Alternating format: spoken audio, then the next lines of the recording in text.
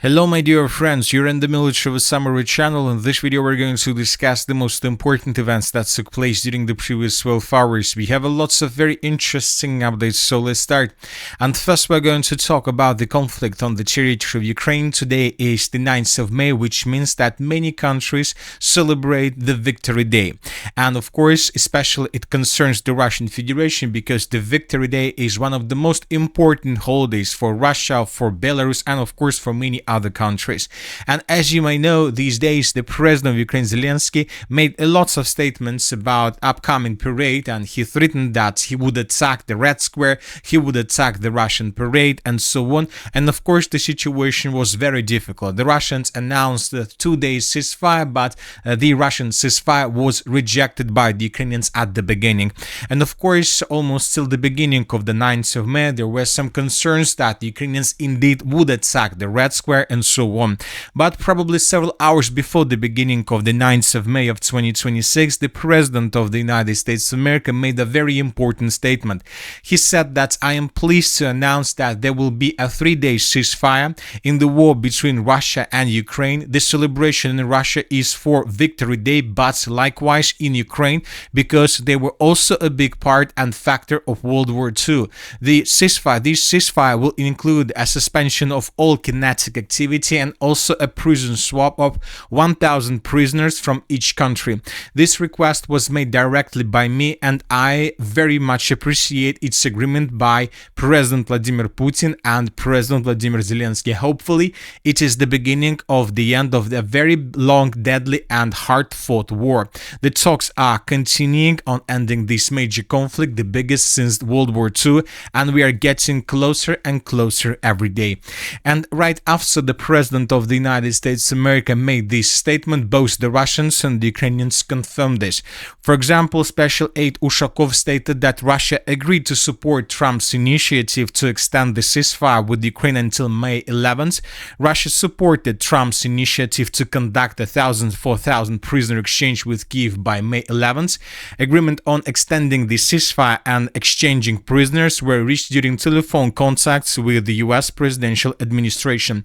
Importantly, President Trump's initiative for a ceasefire and prisoner exchange is timed to coincide with the 81st anniversary of Victory Day. The President of Ukraine, Zelensky, also confirmed the situation, but he did this in his manner. He published a very interesting law, a very interesting order. He said that, taking into account the numerous requests for the humanitarian purpose outlined in the negotiations with the American side on May 8, 2026, I resolve. So it's like his decision, his resolution.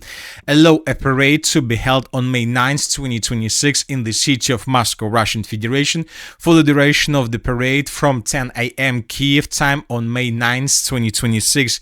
The territorial square of Red Square should be excluded from the plan for the use of Ukrainian weapons. This decree shall enter into force on the day of its signing. So obviously this is something like an act of humiliation of the Russian Federation, and obviously this statement means that most likely on the 12th of May everything will start from the beginning, will resume. We are talking about clashes along the line of combat contact, but most likely the next 3 days we won't see anything. But probably there are very high chances that this ceasefire would be violated on the 11th of May of 2026, somewhere at noontime. Now let's return to Russia, to Moscow, and let's discuss the most important details about the parade. According to information we have, the presidents of Kazakhstan and Uzbekistan will participate in Victory Day celebrations in Moscow. That was stated by Yuri Ushakov. Also, he said that Vladimir Putin will also hold a friendly lunch with Alexander Lukashenko, the president of the Republic of Belarus. Furthermore, we know that the Prime Minister of the Slovak Republic also came to Moscow, and this is the moment when he arrived on the stage of the city of Moscow. And according to information we have, have he brought a message to the president of Russia. The Ukraine conflict is nearing an end, according to Robert Fico. The main message I want to convey to President Putin, the key word is dialogue. We must meet and talk together. I am an absolute supporter of any kind of ceasefire. I believe it's 100 times better to sit at the table and negotiate, the Slovak Prime Minister added. And I would like to point your attention that this is the message that was sent by the President of Ukraine, Zelensky. So which means that President of Ukraine, Zelensky, wants a dialogue between Russia and Ukraine, between, first of all, Putin and Zelensky himself. So this is the situation, of course, and we have several videos from parade itself. For example, in this video, we can see the President of Russia and the President of the Republic of Belarus right at the beginning of the parade, and here we can see several videos and several pictures from the parade itself. The parade in Moscow is being commanded by General Mordvichev, the commander of the ground forces, who led the storming of Mariupol. The Minister of Defense is attending the parade in civilian form. And according to information we have, during parade, the Russians published pictures and videos of the 5th generation Uranium drone, and here we can see these pictures. So this is the most modern Russian weapon when talking about drones, of course, not missiles but just drones. And probably that's it. The sources are saying that the parade was very short, up to 45 minutes, so this was the shortest parade, and this is first of all the 5th parade during the special military operation, and this parade is the shortest parade since the beginning of the special military operation, which means that the Russians understand that it's too dangerous to carry out all these things during the war period of time, despite the fact that the ceasefire was announced. As for the city of Ukraine and as for the city of Kyiv, during the previous 24 hours, lots of updates and lots of videos were published on the matter of exodus of the citizens of Kyiv from the city. As you can see, many cars were leaving the city of Kyiv, probably due to holidays or maybe due to the words that were made by the Russians that if the Ukrainians violate the May's holiday ceasefire, the Russians will attack the central part of Kyiv with Oreshnik missiles. So as you can see, lots of people were leaving the city of Kyiv, just trying to stay on the safe side. At least this is how the pro-Russian sources showed the situation. And of course, maybe one of the most important thing that forced the Ukrainians to leave the city of Kyiv was this video published by pro-Russian sources. And here we can see the Russian drone that was flying over the central part of the city of Kyiv. And here we can see the Ukrainian parliament. So the Russians with this video were trying to show the Ukrainians that they carry out and conduct always reconnaissance operation over the central part of the city of Kyiv, and the Russians know when exactly they can attack and what to attack and how to attack.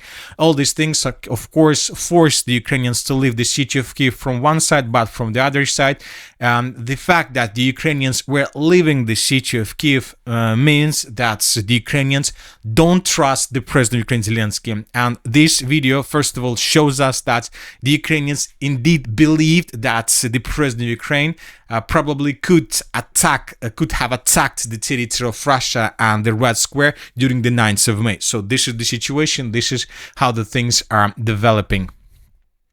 And of course, we have a lots of videos from the line of combat contacts. Before moving there, the ceasefire. The question is whether both the Russians and the Ukrainians follow ceasefire, and we have an answer to this question. The Minister of Defense of Ukraine this morning reported that during the previous nights, not during the previous night, but during the previous 12 hours, 44 drones of Russian Federation were recorded over the sky of Ukraine, and 34 of them were destroyed, but this is the number between, that includes the drones between evening of the 8th of May and the morning 8 a.m. of the 9th of May. And the most important thing is that the Russians and the Minister of Defense of Russia shown the same number. For example, first the Russians stated that between 8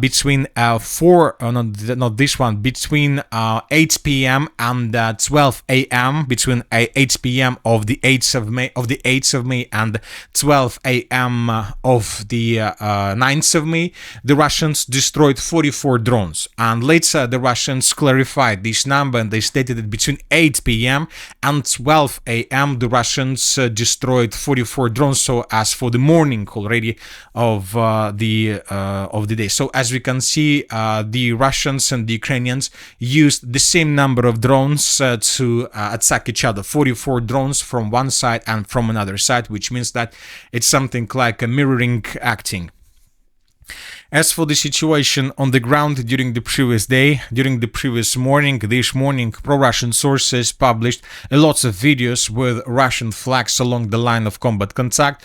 We have the Russian flag from the area of the Kherson direction. Here we can see the Russian drone that dropped the Russian flag on some construction. So this video doesn't mean that the Russians have control over the village of Ivanovka, which is located on the Ukrainian side of the river of Dnipro, but it's just the way how the Russians believe they congratulated the Ukrainians with the victory day. Another video is coming from the Donetsk direction, from the Pokrovsk settlements of Grishna. This video was also published by pro-Russian sources, and here we can see how Russians were using old Soviet flags and how the Russians were raising old Soviet and Russian flags through the cities like Pokrovsk, Seversk, Grishna, so through the entire line of combat contact. But when talking about geolocations, we haven't received anything from, let's say, additional territories that were taken by Russians as a result of offensives. Every single flag was raised on the territories that are already colored as red, according to, for example, this map. And we have a video from the city, from the village of Kriva Luka. If you remember, just yesterday, the Minister of Defense of the Russian Federation stated that as a result of clashes, the Russians established complete control over the village of Kriva Luka, and these are the changes on the ground that have been recorded in this area.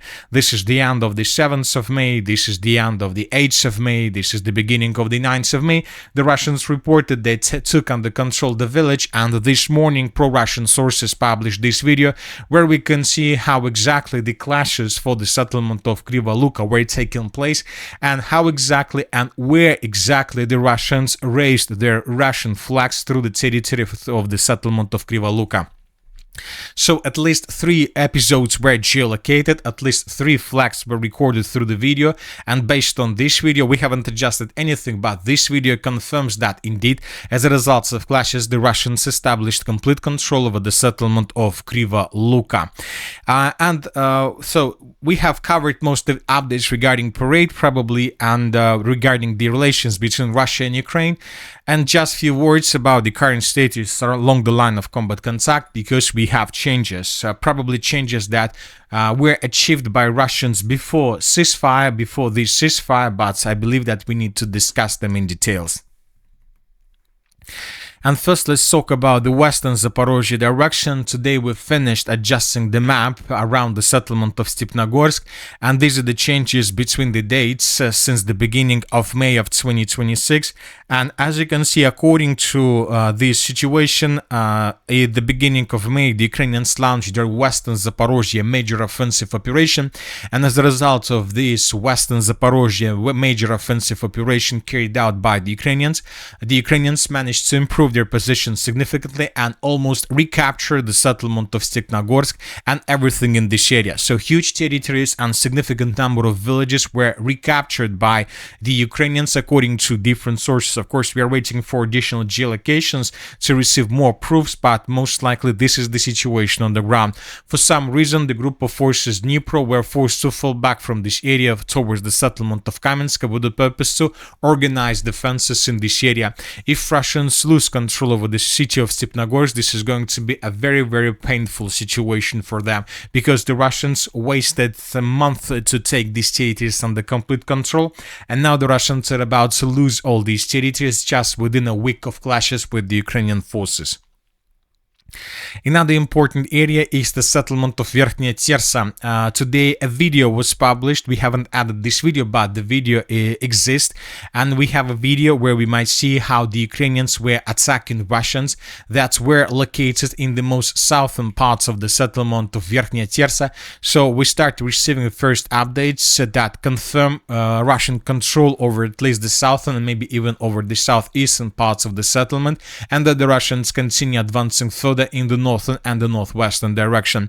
So these are the changes on the ground between the dates. This is the end of the 8th of May and this is the beginning of the 9th of May. Most likely right after the end of the May ceasefire we might see additional changes and the report of the Minister of Defense of the Russian Federation about complete control over the territory. Now let's move further. As for the city of Kostyantynivka, the Russians during the previous days before the beginning of the May ceasefire managed to improve their position significantly. And these are the changes on the ground between the dates. This is the end of the 7th, this is the end of the 8th, and this is already the beginning of the 9th of May of 2026. The Russians improved both through the eastern part of the southeastern parts of the city of Kostyantynivka. We made these changes based on the video that was published by pro-Ukrainian sources. Here we can see how the Ukrainians were attacking edge positions of the armed forces of the Russian Federation in this area, and we have a report that the Russians also managed to improve their positions significantly through the western parts of the settlement, and the Russians are about to establish complete control over the western citadel of the city, and it seems according to this report that the Russians have already done this. So these are the changes on the ground through the western parts of the city of Kostyantynivka. This is the end of the 8th of May and this is already the beginning of the 9th of May of 2026. The main part of the battle of the city of Kostyantynivka has passed. The Russians seems to me captured the southwestern and the western parts of the city, and the Ukrainians in coming days most likely would be forced to fall back from this area in the northern direction, of course, if they have this possibility, because the Russians have complete and total withdrawn control over the territory. And this report about the Russian progress on the ground was published by pro-Russian source, and as of the beginning of the 9th of May of 2026 we can say that the Russians captured up to 30% of the city of Kostyantynivka, so somewhere around 29 and 30% of the city, and the Russians continue advancing.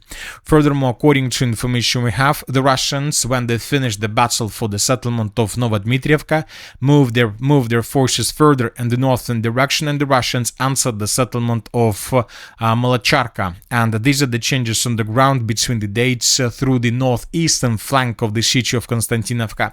So the Russians are cutting the city of Kostyantynivka into several pieces and encircling the settlement from the northeast and from the north, trying to cut both the city of Kostyantynivka itself and the pockets between the cities of Chasiv Yar and Kostyantynivka, where significant number of forces of troops of the armed forces of Ukraine are concentrated. But most likely, due to this configuration, the front line, the Ukrainians would be forced to fall back in this area. Otherwise, the Ukrainians are risked to be encircled by Russians. As for the Krivaluka direction, Slavinsk direction, we discussed this village video, and we have small changes, minor changes to the north of the settlement of Fedorovka, and these changes were provided by pro-Russian sources. The Russians continue advancing. Once again, I believe that we'll see a ceasefire today on the 9th of May. Most likely tomorrow we'll see a ceasefire, but it seems that through the 11th of May the ceasefire would be violated by the Russians and the Ukrainians somewhere at noontime. And that's it for the short video. The Military Summary channel reminds we condemn any violence in the world. Thank you for your watching. Subscribe to my channel, put your likes, join my Patreon, and have a good day. Bye bye.